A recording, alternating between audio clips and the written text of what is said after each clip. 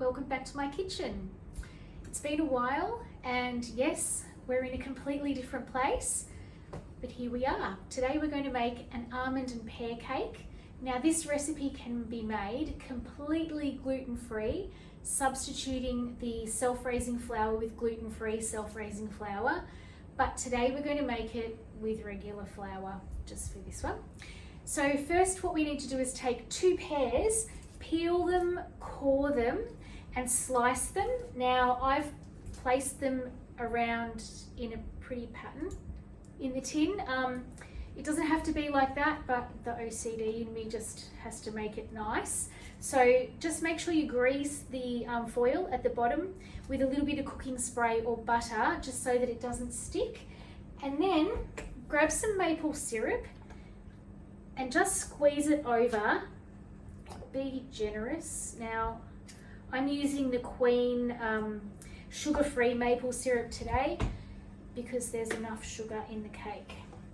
And then take 200 grams of melted butter and throw in a cup of brown sugar.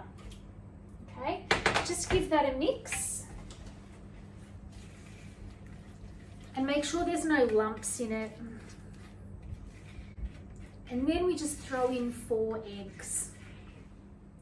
Now the trick when throwing in eggs to melted butter is you have to make sure the butter is cooled, because otherwise you're going to get curdled scrambled eggs. No one wants that.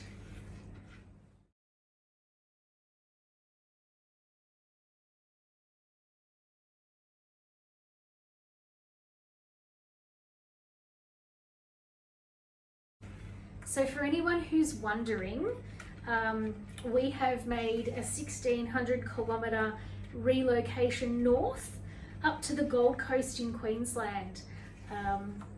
Needless to say, the weather is somewhat warmer up here. The digs are a little bit smaller for the moment, but when you see the view out the balcony, you'll understand why.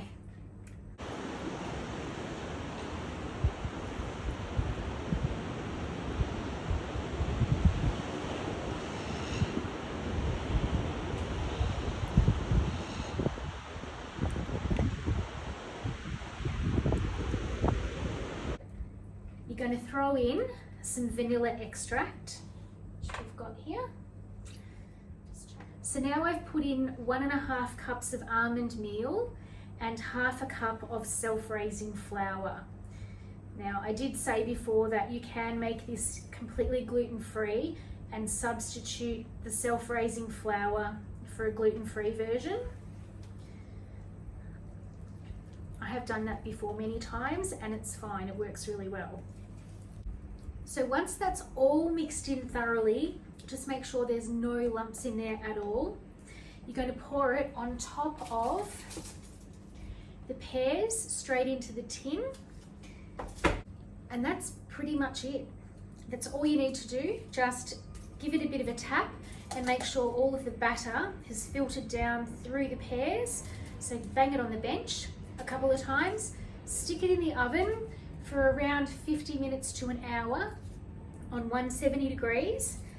Use your skewer test, take it out, and it can be best served cold the next day. Otherwise, it'll just fall apart. I don't know why. Leave it in the fridge, serve it the next day, and you'll be fine. Enjoy.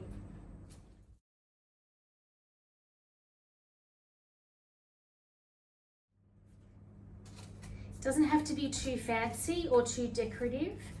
A square pan, to be honest, is easier.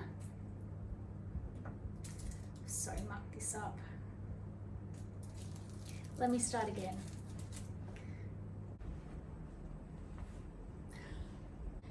And waiting in the sidelines is 1.5 cups of something. It's the almond stuff that's